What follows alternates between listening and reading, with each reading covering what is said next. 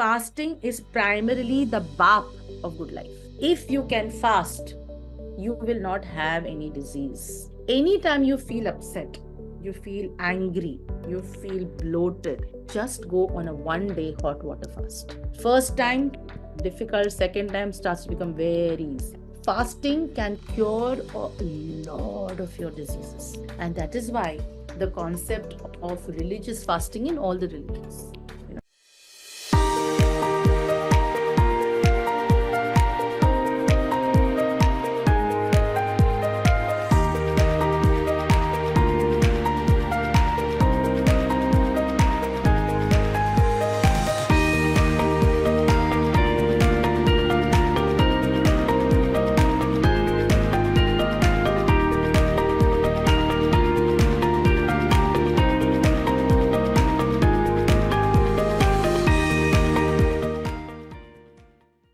What is the role of fasting? Fantastic question, Anil Kumar. I was going to talk about it next thing.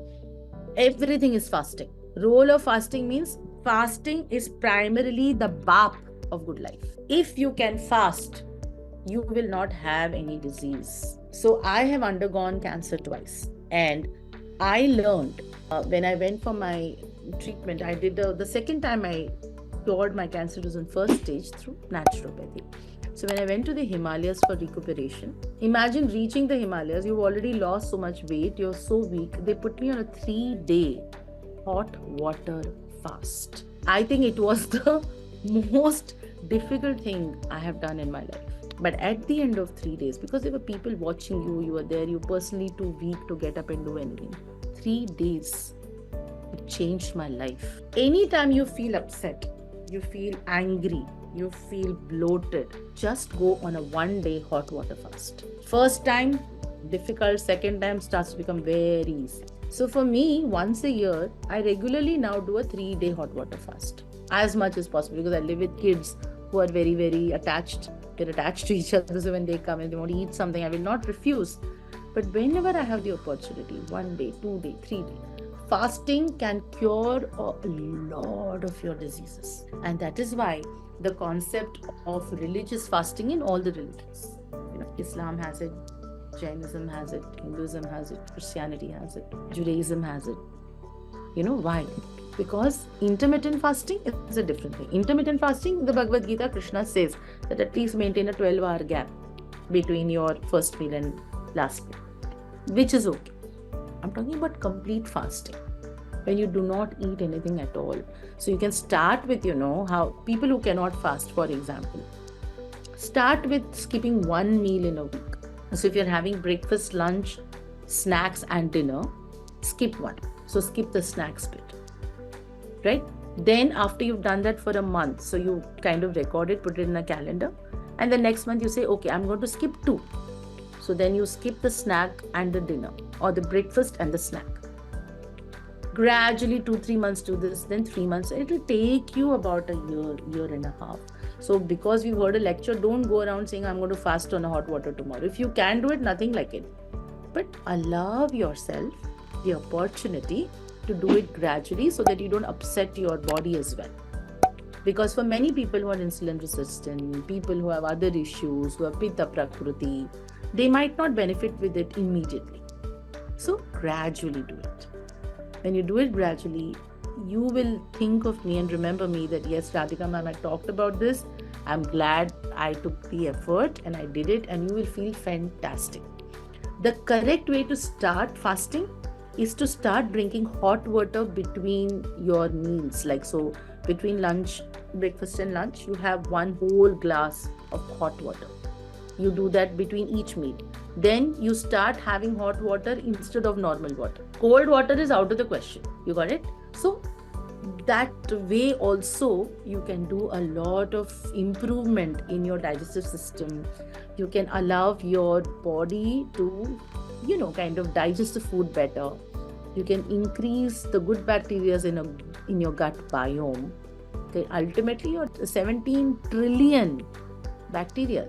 You're made of that, correct? So when you start enhancing the gut biome, because the gut and the brain are directly connected. So for that question, for somebody who asked me emotions and food, because your gut is your second brain. Correct? So the minute you start to eat in moderation, you eat according to Prakriti, you eat according to Rutu, your brain starts to develop more neurons. And that's how it's, so everything is just kind of interconnected. Yes, and intermittent fasting will help you transcend to a higher guna.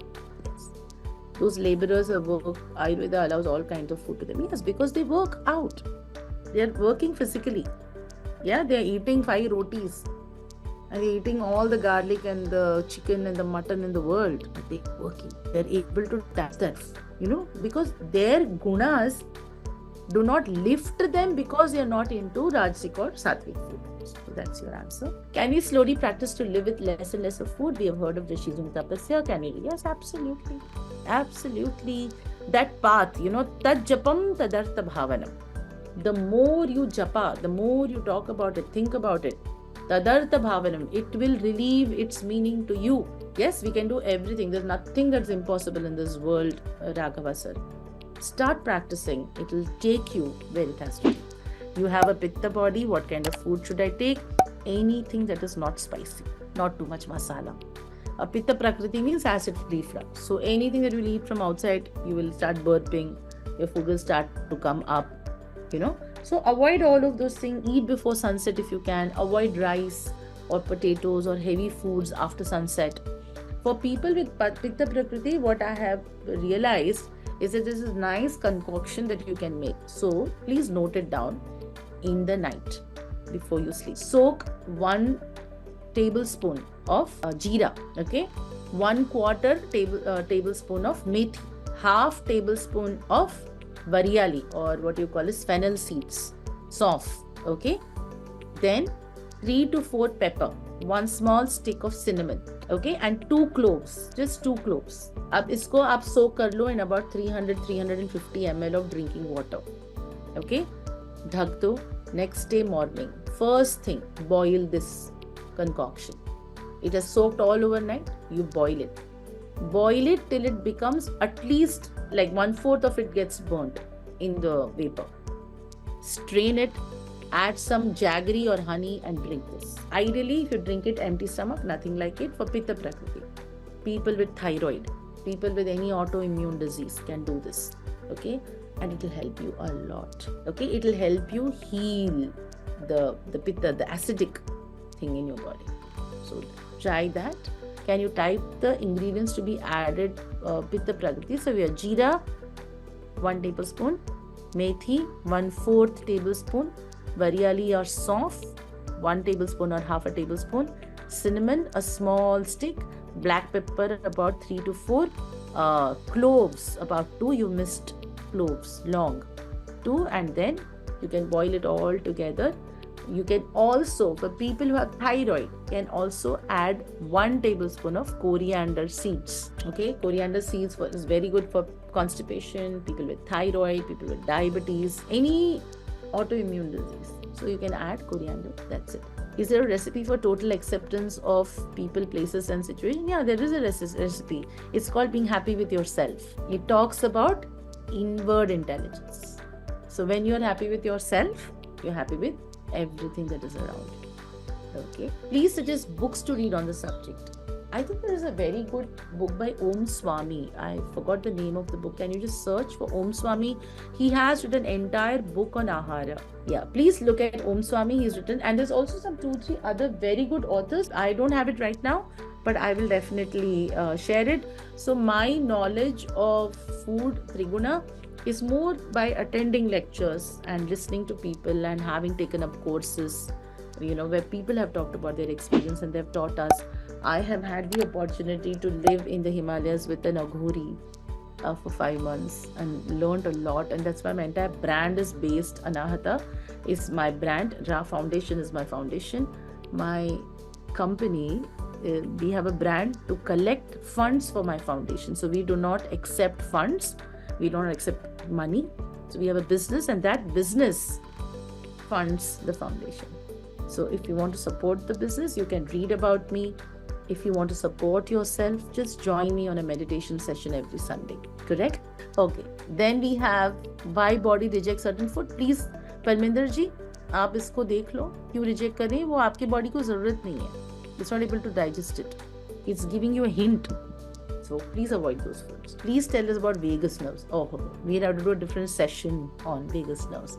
One of the most important nerves of your body. It helps you with your metabolism, immunity, with your thinking. We need to do a session on the vagus nerves. There are asanas to activate the vagus nerves. Okay? And vagus nerves can actually be controlled with Rajas and Sattva. So if you have a 50-50% intake of Rajasic and Sattvic food, you can control your vagus nerves. Right? So it's a very, very important part which many people do not really talk about. So Rumiji, thank you for that question. We will do a session on that. Can we have Radhika ma'am? Please rayoga@gmail.com. So all of you who want to write to me, Rayoga. There are many people who have written to me also in the earlier talks, but they have not followed up, or they have not kind of continued that communication. So if you're really a seeker, please join us for meditation classes. We do free meditation every Sunday, 9 o'clock to 10 o'clock in the morning. I've been doing it for 12 years now. You can join us online. So go to rayoga@gmail.com. That's one way to contact me. Ra Foundation on Instagram. You can follow us, and all the news, information, everything is available. You can join me for a free meditation class. This is for everybody from Vishwa. So if you meditate, there are many people ask me how to fast, how to meditate. You have to get up and practice it. And the tools for which, whatever I can do, I will definitely do for you. What kind of food should I take? Food, Saranya, all kind of food. If you have a Pittha Prakruthi, everything that is mild is good for you. Talk to a doctor. I'm saying this again and again. Okay?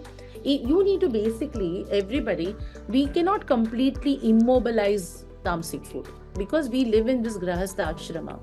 So ideally there is a percentage, and it says that, you should be about 20% tamasic, about 50% or 60% rajasic, and the rest you should be sattvic. So you cannot live in a society, and if somebody is coming to attack you, you say, oh, you're a sattvic person, you'll move. No, you need to be practical. So a grahastha will require a combination of these three. अब उसका percentage आप decide करो. How much percent tamasic, how much percent sattvic, how much percent rajasic is your individual choice. Because make a choice that is easy for you to follow. And from there, transcend. Along with your age, change the way you eat, change the way you think, and it becomes very easy. So that's what I would like to say.